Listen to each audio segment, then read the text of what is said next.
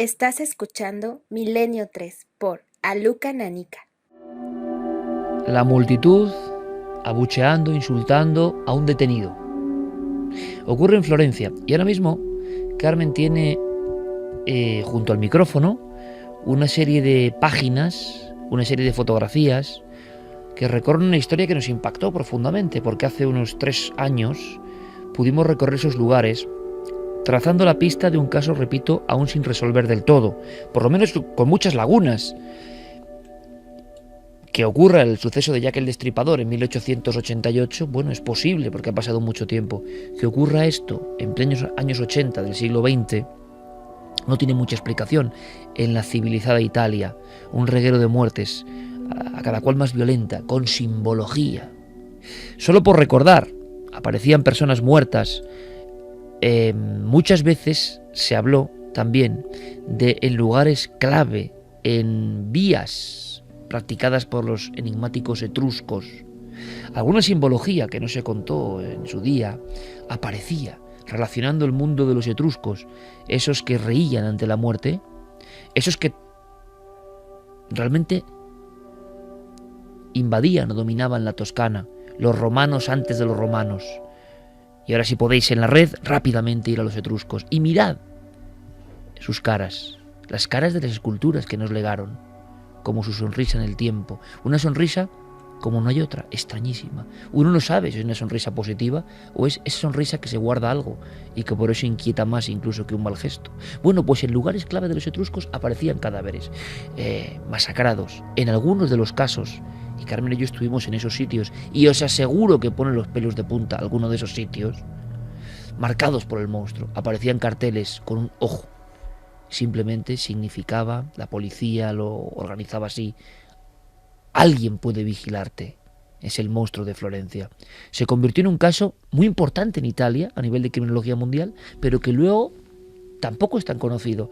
A nosotros nos sorprendió y por eso hicimos la investigación. Recorrimos todos los lugares. Era un mundo siniestro. Era un mundo de espías que vigilaban a parejas. Espías que alquilaban sitios, pensadlo amigos, alquilaban sitios como puestos de caza para vigilar a las parejas de italianos que en los 80, muy jóvenes ellos, daban rienda suelta al amor porque no estaba la cosa en plena crisis de los 80 para tener piso propio.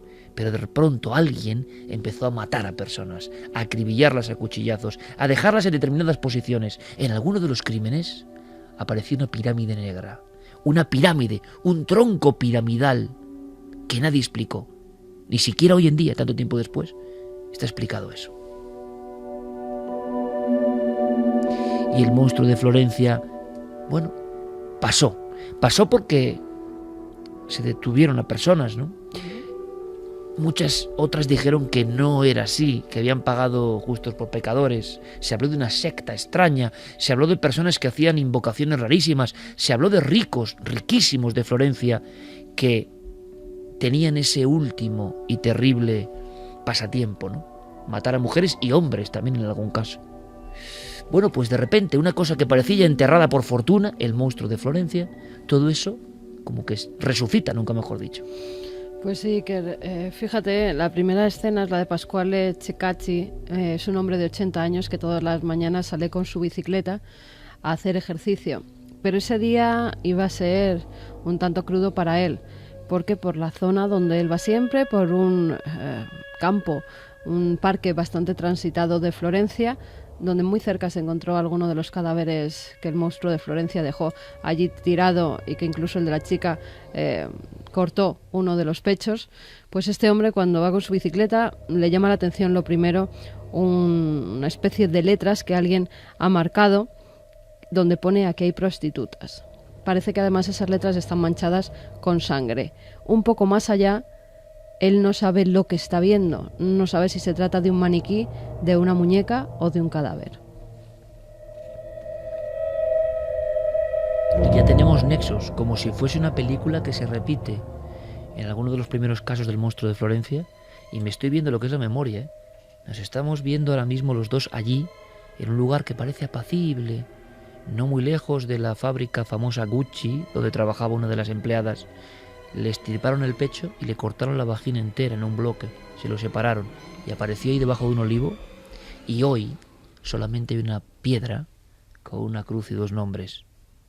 Un famoso escritor americano estaba allí buscando una casa en la Toscana y un día paseando, viendo su nuevo hogar de vacaciones, se encontró con la piedra con 2 cruces y entonces su vida cambió y se puso a investigar en el caso. Parecía, decían, un maníaco. Se pensó en un sacerdote loco. Nunca se pudo probar nada realmente, que atacaba la promiscuidad que se había apoderado de Italia. Y muchos investigadores han pensado que lo que está pasando ahora en Florencia tiene esos tintes, pero...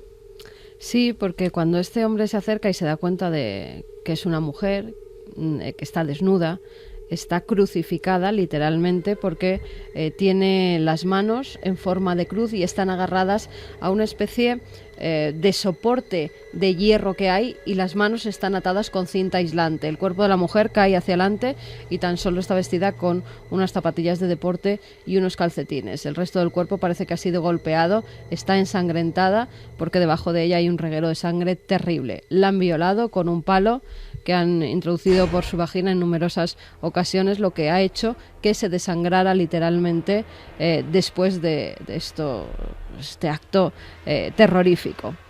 Llama a la policía y la policía enseguida se da cuenta de que hay cosas que parece que coinciden con el monstruo de Florencia. No es el primer cuerpo que se encuentra así, sí el primer cuerpo muerto, pero ha habido más prostitutas a las que se ha encontrado en las mismas posiciones. Muchas de ellas han logrado sobrevivir.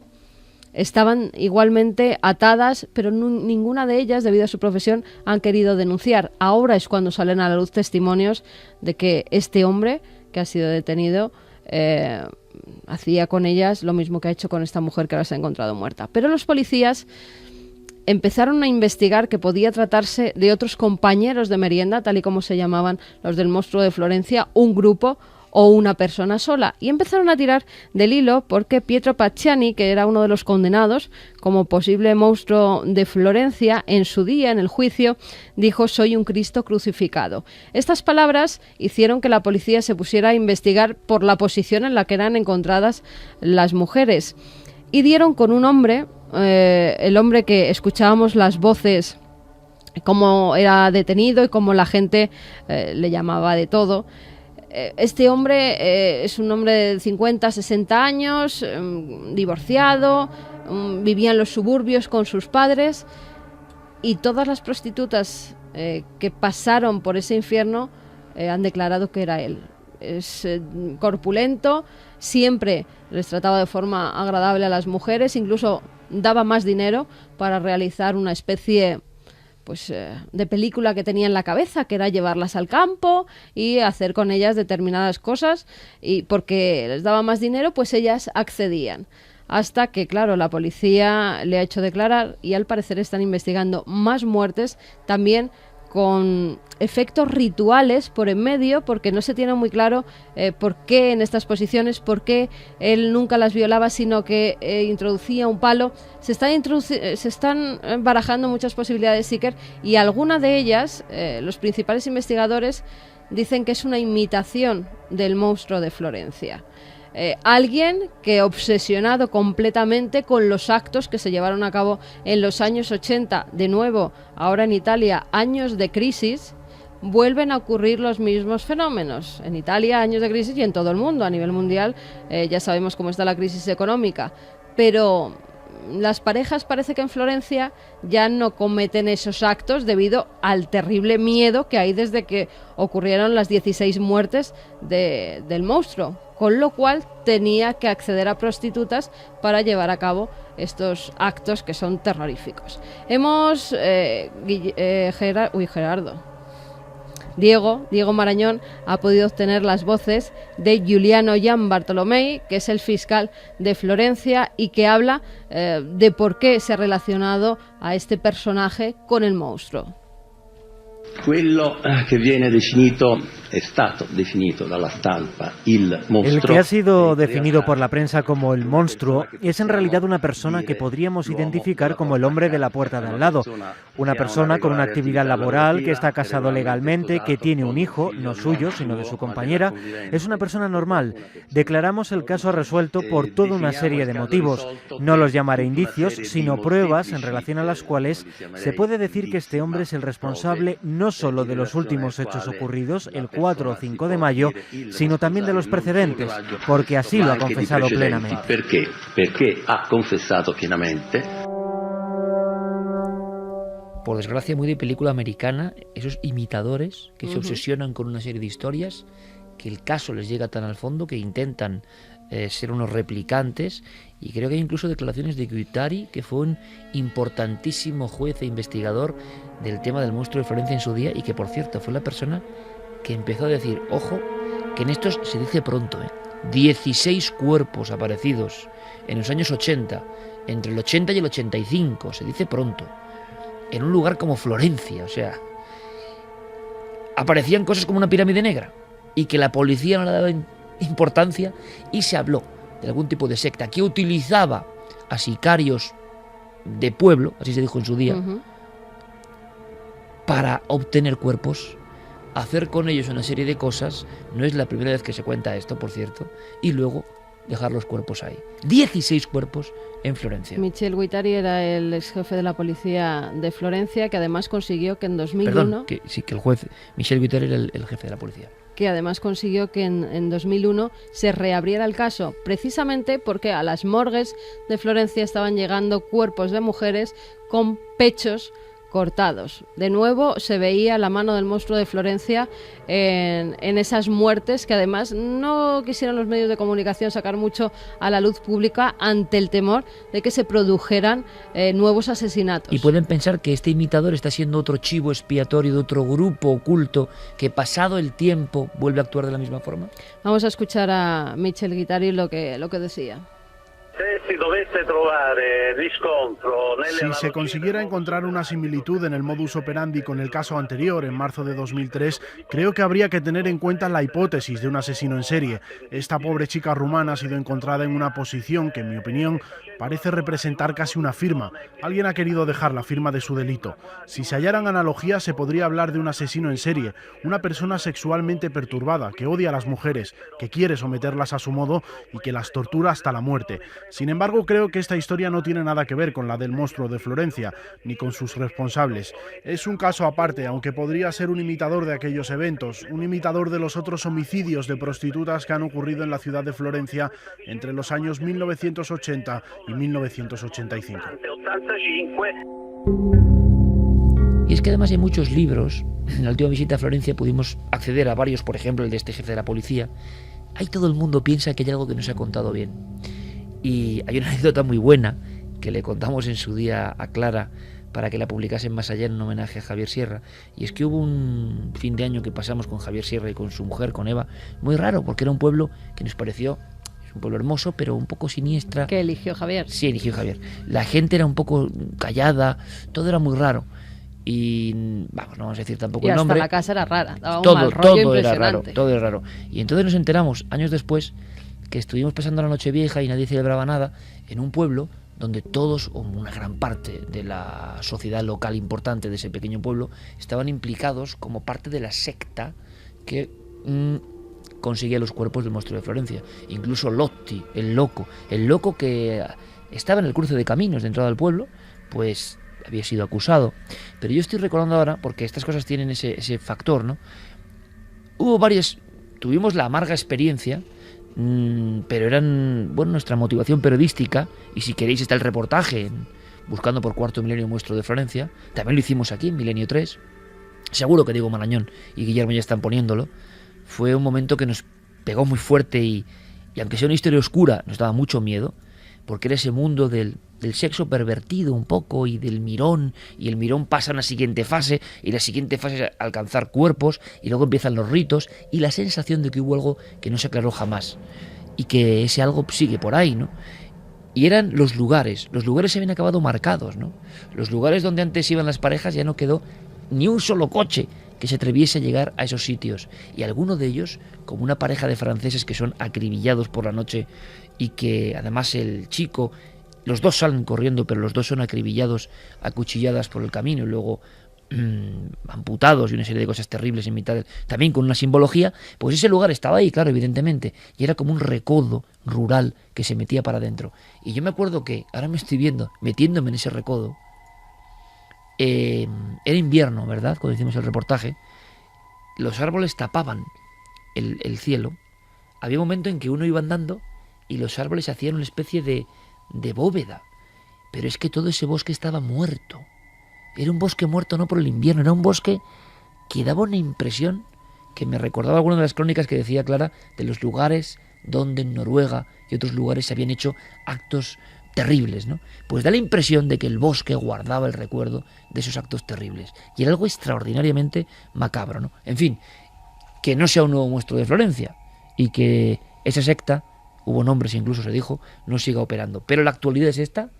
Y en Florencia el escándalo es absoluto y veremos, ojalá, si hay solución o todo pasa y en unos años vuelven a aparecer cuerpos. El problema es que no saben cuántos imitadores hay, si es solamente este o hay alguno más. Por eso la policía sigue investigando, porque no sabe si los cuerpos cercenados que llegaban a las morgues también los había matado este hombre o era otro imitador del monstruo. Y siempre un poco lógico, pero a veces hasta qué punto el miedo a no alarmar a una población, además tan boyante como Florencia, es contraproducente respecto a la propia investigación, ¿no?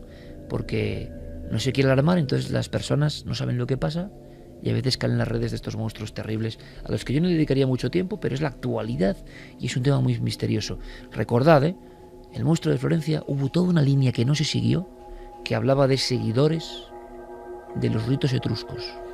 Y de hecho, Iker, algunos investigadores se apuntaron a estas teorías, intentaron también difundirlas y se encontraron con que las autoridades, con tal de no alarmar a la población, como tú decías, intentaron silenciarles. Mario Spezzi, por ejemplo, el principal investigador del caso, cuenta en su libro, que es fantástico, junto a Douglas Preston, El monstruo de Florencia, relata cómo en un momento determinado se le llega a implicar en los crímenes, apuntándole como un posible monstruo de Florencia, precisamente por una cosa muy burda, ¿no? Intentando desdramatizar el tema de la pirámide negra que se encuentra junto a uno de los cuerpos. En mitad de una cena coloquial, un policía encuentra en casa de Mario Spezzi un tope para puertas con forma parecida a una pirámide y automáticamente se le integra como parte de estos crímenes, ¿no? Y es una forma de intentar tenerlo retenido, callado durante un tiempo para evitar que la información que él está sacando pues vea la luz. A mí es uno de los libros de investigación que más me ha impresionado de los últimos años, El monstruo de Florencia, Douglas Preston, Mario Spezzi, y Douglas Preston, que escribe, pues eso, como escriben algunos autores, cuenta eso. Él quería un año sabático, quería cambiar de vida, no sé qué, una casa en la Toscana. Uno piensa, pues no sé, en George Clooney, en ese mundo, ¿no?, de Martini, no sé. Y llega a la casa y lo que se encuentra es que sale por el camino lo que es la vida, ¿no? Porque él es un reportero de raza y eso no es inevitable. Y va en su primer día de paseo y de alejamiento de esos mundos y se encuentra una piedra como un menhir pequeño que junto a un olivo asoma. Y él solo lee un nombre, Stefano, y una cruz. Debajo está el nombre de su mujer, de su novia, y otra cruz. Y dicen, ¿esto qué es? Cuando le pregunta a un campesino, ve cómo su cara se turba y es como hacerle recordar algo muy doloroso. Ese día sabe Douglas Preston del monstruo de Florencia, al que dedicará varios años de investigación, ¿no? Gracias a ese libro nosotros recuperamos la historia. En fin, vamos a cambiar de tercio porque no me gusta que estemos tan oscuros, aunque es parte del misterio también. Y en este poliedro que es Milenio 3, aunque sea de una forma breve, Santi nos va a introducir en esa palabra que se viene repitiendo esta noche y que creemos que es importante, noosfera. En el fondo, Iker, en el fondo, amigos, vamos esta noche también a hablar de una conspiración. Porque cuántas veces hemos hablado en este programa de la especial comunión que tenían con la tierra nuestros ancestros que vivían en las cuevas. Cuántas veces hemos hablado de la sabiduría extraña y profunda que tienen los pueblos que todavía viven ajenos, por propia voluntad, a la civilización. Sabían algo que no sabíamos nosotros, o estaban conectados con algo que no conectamos nosotros ya. Y si nosotros no estamos conectados ya, es por nuestra voluntad o porque se nos ha impuesto así. Hablábamos de James Lovelock. Hace más de 30 años ya, a finales de los 70, lanzaba al mundo científico algo que fue revolucionario. Lo llamó la hipótesis Gaia.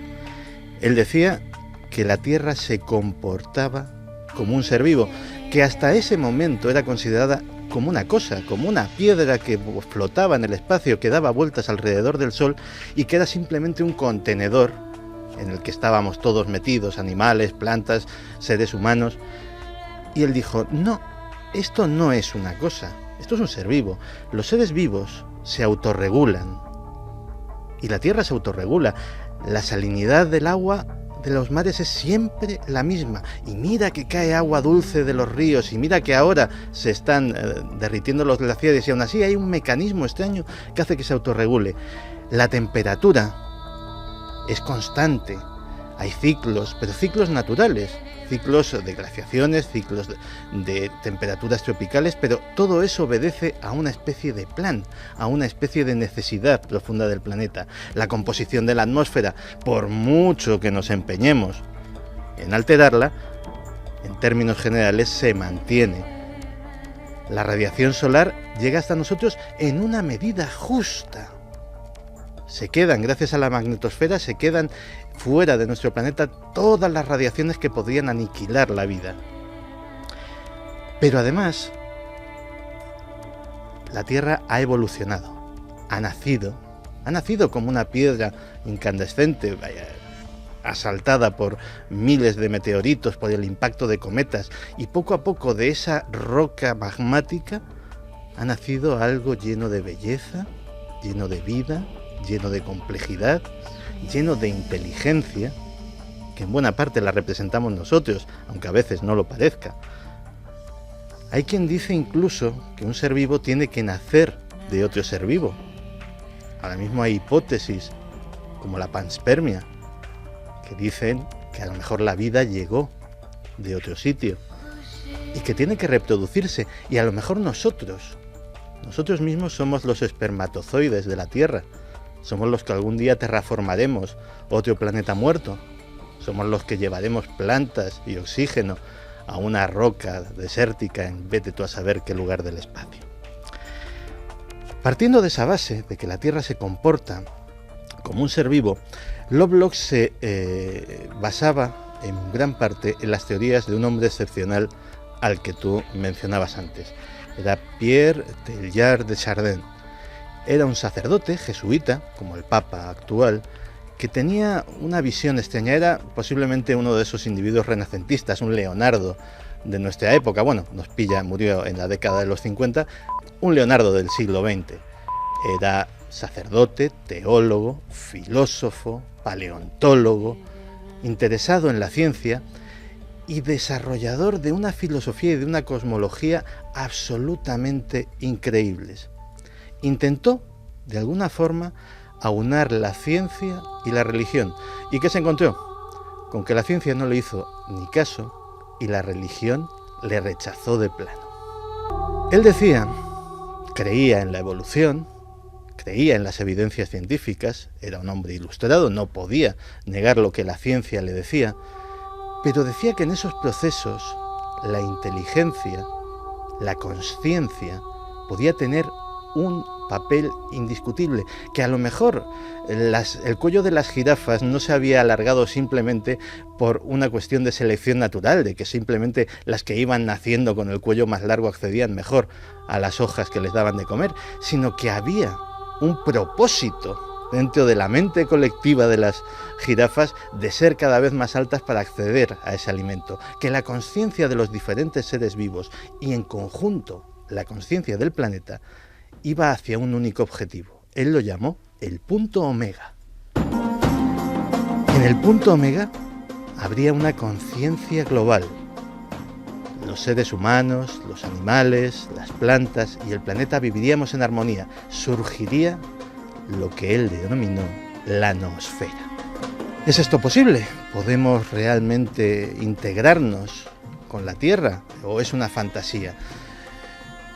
Fíjate, hay una glándula en nuestro cerebro, la glándula pineal, que hasta hace bien poco era prácticamente un desecho evolutivo. Los científicos creían que no servía prácticamente para nada o que tenía una utilidad muy limitada.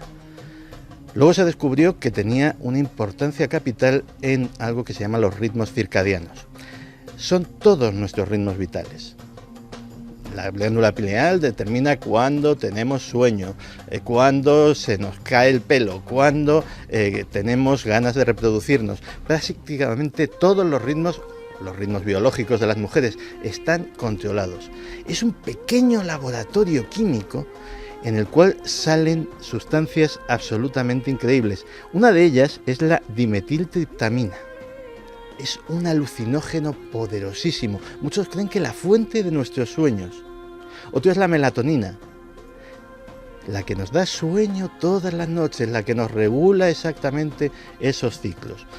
Pues bien, hay científicos que actualmente creen que eso es un pequeño receptor de radio, que recibe una cosa que se llama la resonancia de Schumann.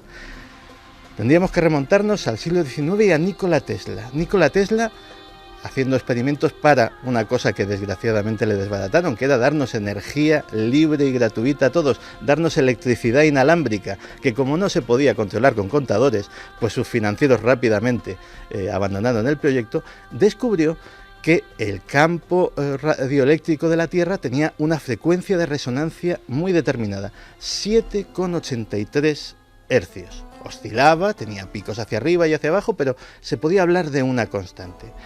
Muchos años después, Wilfried Schumann, un científico, un físico, que le dio nombre a este fenómeno, lo describió, lo explicó, etcétera, etcétera, y lo que era una simple observación casi casual de ese genio curioso que era Nikola Tesla, se convirtió en algo ya científico. Pues bien, curiosamente la glándula pineal funciona en concordancia con esa resonancia de Schumann.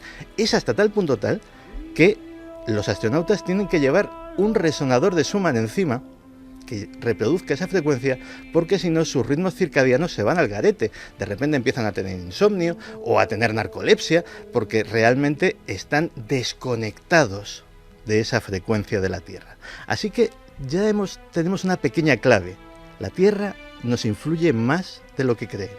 Curiosamente, un contemporáneo de Chardin, que estaba en las antípodas ideológicas, ni más ni menos que en la Rusia comunista, un cosmólogo llamado Vladimir Vernadsky, recogió esas ideas de la noosfera y las desarrolló y dijo que efectivamente aquello iba a suceder, pero que antes tenía que suceder algo que él denominó la tecnosfera.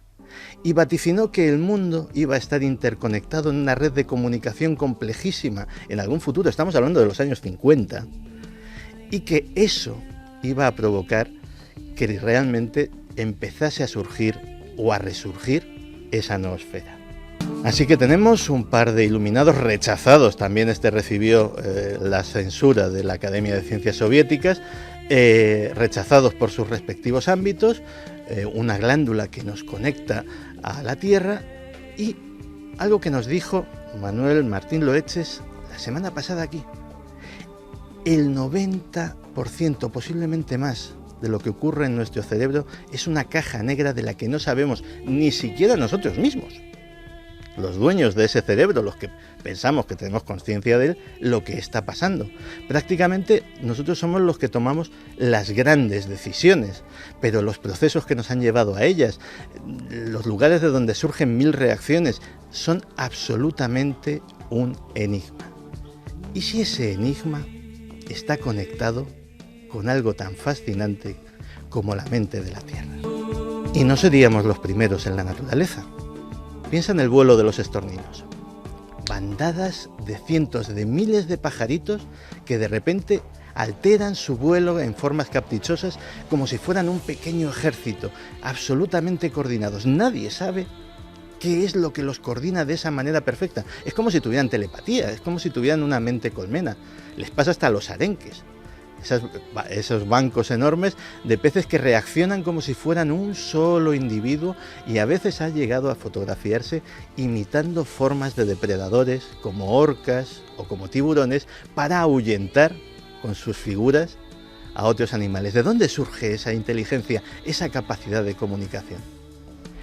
Pues bien, puede surgir de ese inconsciente colectivo del que habló Jung, de esos campos de los que habló Rupert Sheldrake, puede surgir de la noosfera. Te voy a contar una historia. Cuando hablabas antes de que el doctor Gaona y otros científicos estaban cambiando rápidamente su actitud, te voy a contar una historia que les encanta a los escépticos, sobre todo porque dicen que es falsa.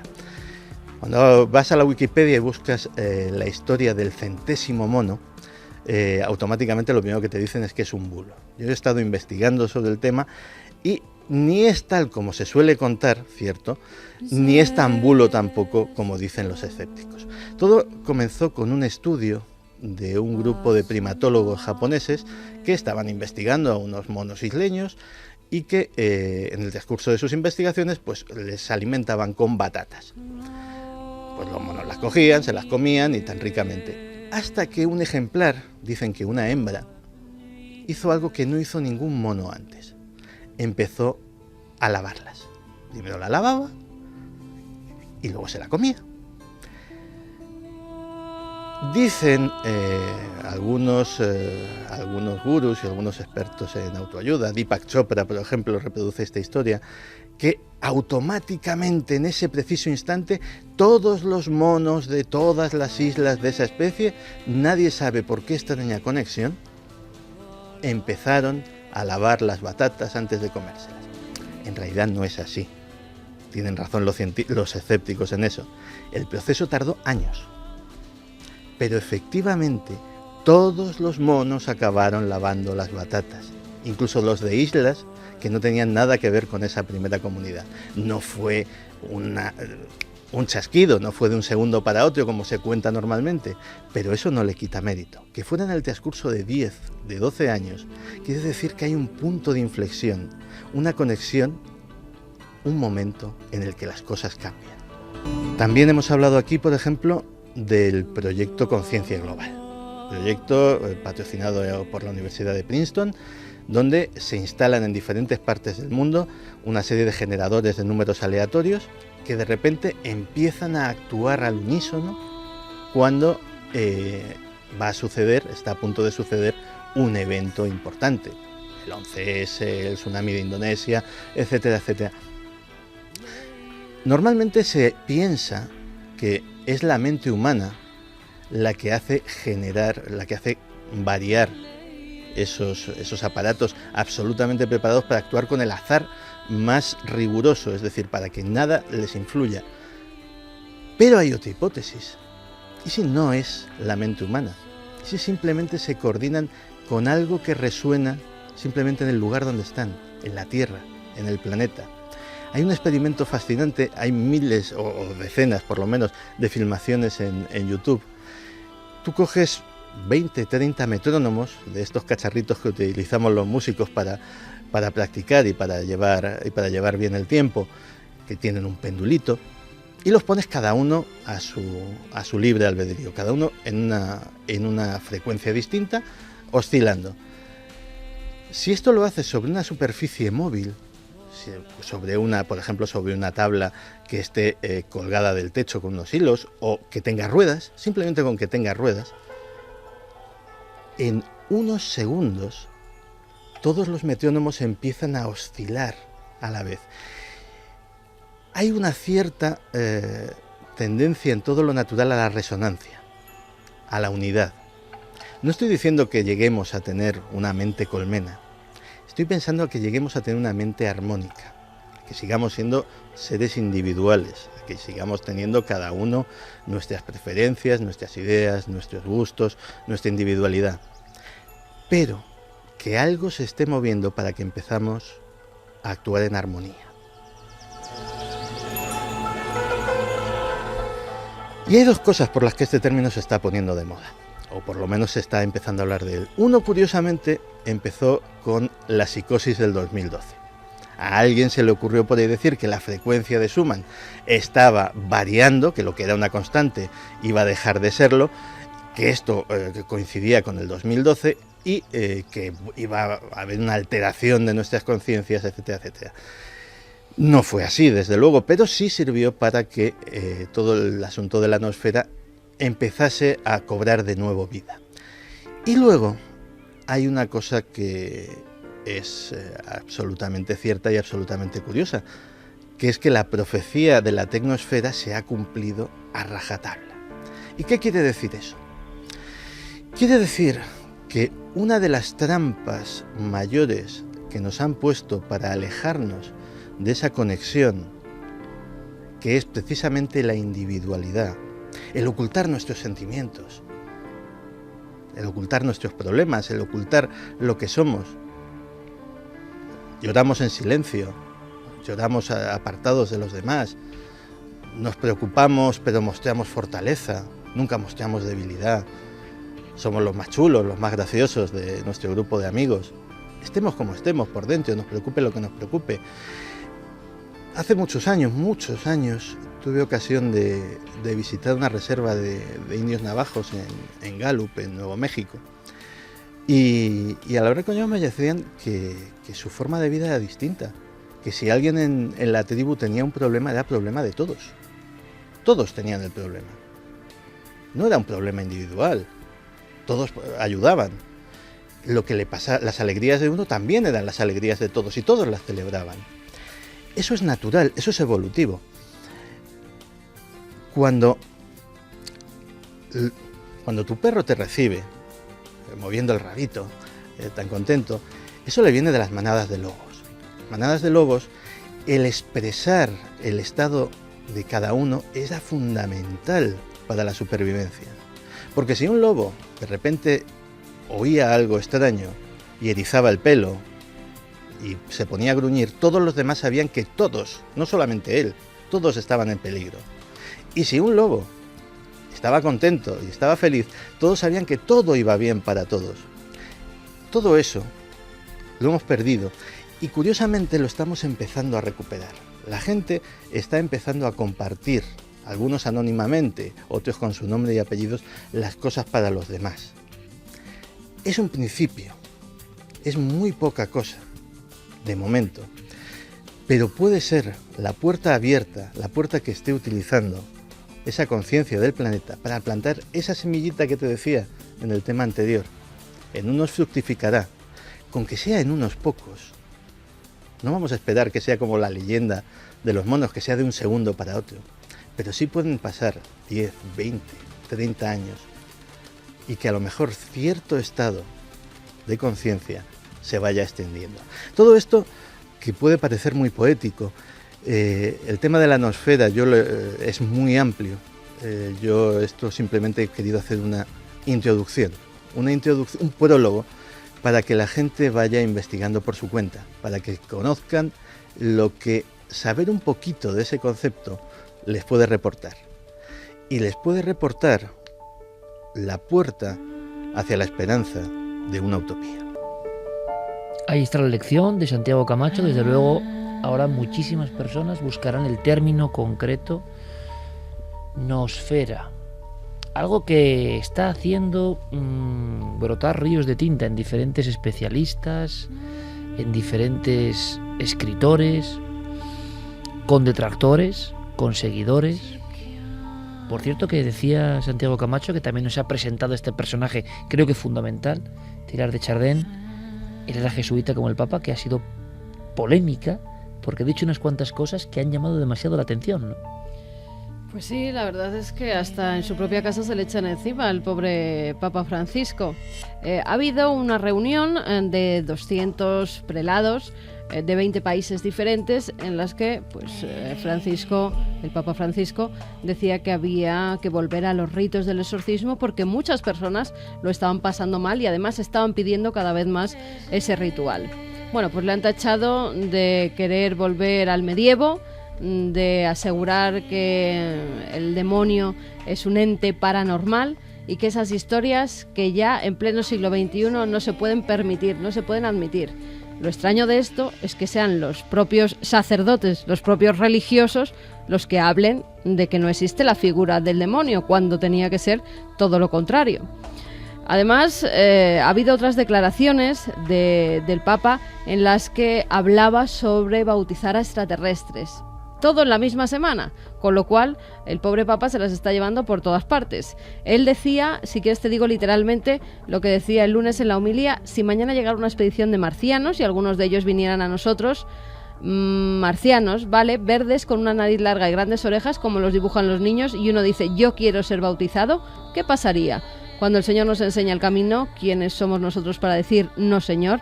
Eso no es prudente. No, hagámoslo de esta forma. ¿Quiénes somos nosotros para cerrar puertas? Él dice que bautizaría a todo el mundo, vinieran de donde vinieran, que no se le puede negar absolutamente a nadie. A veces no un marciano, entre comillas, de ese aspecto, ¿no? Icónico casi de la infancia, como los dibujan los niños. Vamos a ver si somos capaces, casi en tiempo récord, Javi, de contar una historia simplemente, porque la cuenta prácticamente el testigo, una aparición. Es asombroso, pero yo creo que puede ser un viaje, aunque sea rápido, a tinieblas. Como he oído muchas tinieblas, lo dejamos ahí, casi como una última diapositiva. Pero ha ocurrido, es un caso sorprendente. Y quizás sea el ejemplo, Iker, el último ejemplo del origen de grandes criaturas mitológicas con las que ya apenas tenemos contacto. Este caso ocurrió hace 20 años aproximadamente, le ocurrió a Javier en el salón de su casa. Él relata, nos contaba, que sus padres le castigaban cuando hacía algo mal durmiendo en el salón, le mandaban a dormir al sofá. Una noche como otra cualquiera, que había sido castigado, que estaba durmiendo en ese salón, de repente algo le despertó.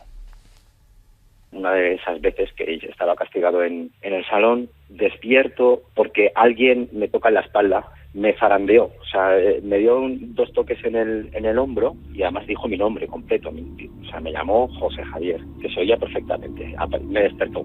Y al darme la vuelta, pues me encontré con eso que claro, ya de mayor pues puedes asociarlo, ¿no? Pero con esas imágenes que luego más de mayor lo has visto, pero en aquel momento pues veía un monstruo enorme mirándome y estaba pues eso, aterrado, un niño aterrado. Él estaba perfectamente despierto, de hecho decía que tenía sensaciones muy claras, por ejemplo el haber sido despertado de forma repentina. Tenía muy claro que eso estaba allí, lo veía muy nítido, a escasos metros de él, en ese salón austero, en medio de la oscuridad, e incluso recuerda tiempo después que le costaba mucho después describir esa imagen, porque era algo que no había visto nunca y le costaba ponerle palabras a esa figura. Pero hoy, unos 20 años después, él ha conseguido relatarnos exactamente qué es lo que vio para que podamos imaginárnoslo. Recuerdo que tenía el tronco humano, un cuerpo muy fibroso, las piernas eran de cabra, unas piernas de cabra, y la cola era como si fuese una serpiente que se movía sola, como si no tuviese nada que ver con el cuerpo. Tenía escamas, la cola, y la cara muy marcada, con unos pómulos muy marcados, el mentón también muy pronunciado, y los cuernos, o sea, es que era la imagen la imagen prototípica del diablo. Quería gritar, a pedir ayuda a mis padres, pero no tenía fuerzas, no me salía la voz, y después de estar tapado durante no sé cuánto tiempo, intenté con muchísimo miedo asomarme entre las sábanas, pensando que a lo mejor pues había ido o había desaparecido, y pues no, al levantar las sábanas otra vez me lo encontré en el medio del salón, mirándome fijamente.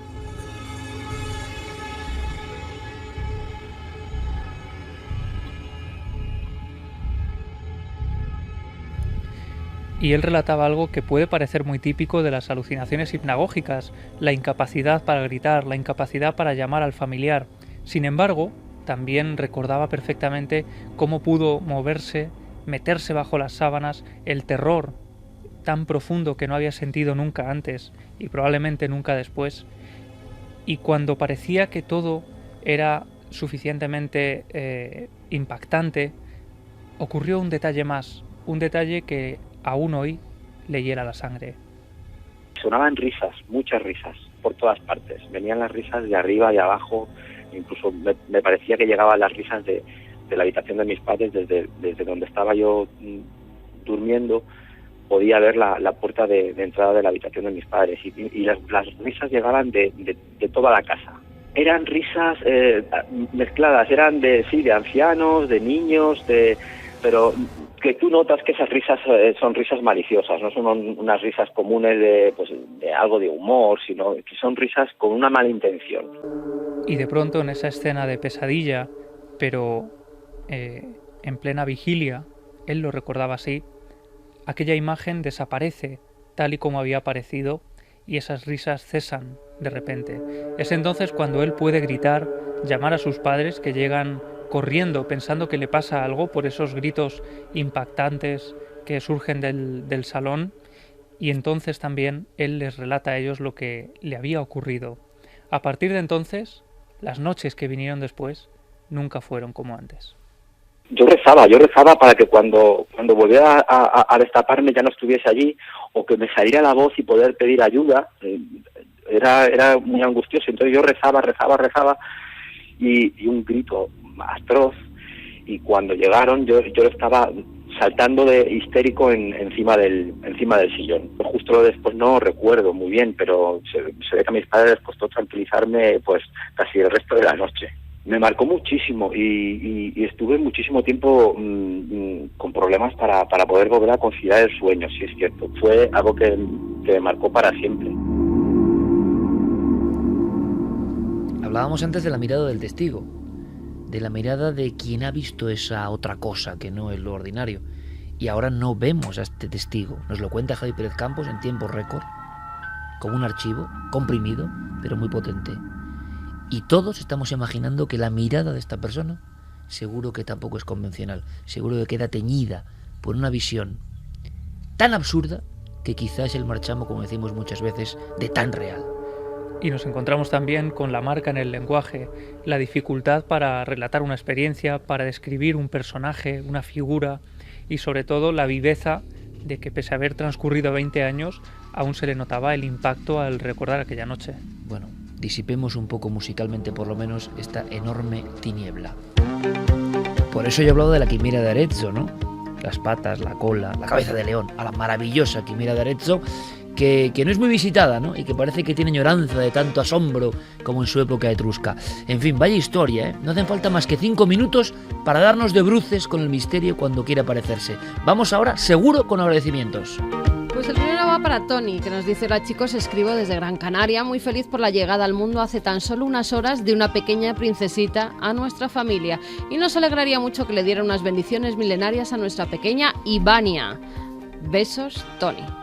Pues ahí van, bendiciones cósmicas y musicales. Bueno, esta me la saco yo de la manga, Luis Bausa, que ha tenido ¡Sí, señor! una niña también esta semana. Sí, señor. Y su mujer, Laura. Nuestro amigo Luis Bausa, el gran profesor universitario y alma, ¿no?, del Toledo mágico. ¡Qué maravilla! María, han tenido a María. Muchísimas felicidades, amigo, querido amigo. La cantidad de niños que están naciendo, es a increíble. Paloma también, que también esta semana ha tenido una niña, una prima mía, o sea que de bendiciones niños milenarios, también para ¿eh? esa niña. Sí, señor. Alicia, buenas noches a Iker, Carmen y todo el equipo. Al fin me he animado a escribiros después de mucho tiempo, pensando en hacerlo para pediros la bendición milenaria para mi pequeña Alejandra, que el pasado 6 de mayo cumplió un añito. Es la luz que guía el camino de mi vida y la que me impulsa en todos los momentos difíciles que he pasado últimamente, ya que su padre y yo no estamos juntos desde un poco antes de que ella naciera. Por favor, me gustaría que también nos enviáis un poco de energía para su padre y para mí, para que aunque estemos separados podamos cuidar entre los dos de este pequeño ángel que se lo merece todo. También quería dar las gracias por todas las noches de insomnio en las que me habéis acompañado mientras velaba el sueño de mi pequeña. Llevo desde 2002 escuchando el programa y me siento parte de esta gran familia milenaria. Las notas de Mike Oldfield, ya lo sabéis que no sé por qué, lo hemos elegido así entre todos. Son energía, son bendición, son... ¿En qué sentido bendición? Pues que deseamos lo mejor. Bendiciones Alicia, noosféricas, para su niña. Santi, bendiciones Pues sí. noosféricas. También hay que dar mucha energía a Rocío. Es una niña de 10 años, está en la sala de observación del Hospital La Fe de Valencia. Si nos escuchan las enfermeras, los médicos, que la traten muy bien. Nos está Que seguro que escuchando nos en escuchan. directo. Dice que así le será más fácil escuchar desde allí. Y que le encanta contar películas, libros, historias. Me dicen que las hago interesantes, pero lo que más me gusta es contar con vuestros programas. A mi marido y a mi hija, así que ya los pueden añadir 2 más al EGM. Hoy necesito vuestras buenas vibraciones y bendiciones para mi niña y todos los niños de esta sala. Con cariño, una camachista, admiradora de Carmen y todo el resto del equipo. Inma Ruiz. Camachista, venga, bendición milenaria, Santi. Pues nada, una bendición milenaria. A todos esos niños que están ahí en las incubadoras, hombre, en toda España. Por supuesto, una bendición milenaria, esta noosférica. no es de incubadora, esta niña tiene 10 años. 10 años, perdón. Bueno, da igual. A todos los niños que están en los hospitales. Santi, venga. Como el pope que eres. A todos los niños, a todo el mundo que está... pues eso, a todo el mundo. A todo el mundo que está un poquito malito y que están escuchándonos desde la cama de un hospital, pues que tienen la energía noosférica, la energía que va canalizada por la Tierra y que forma una mente que son los milenarios. Yo porque no quiero contar cosas luego internas de la redacción, pero Santi ahí con la nosfera no sé qué, al final va a ser un embajador de lo noosférico, de la mente global, las bendiciones noosféricas a Santiago Camacho.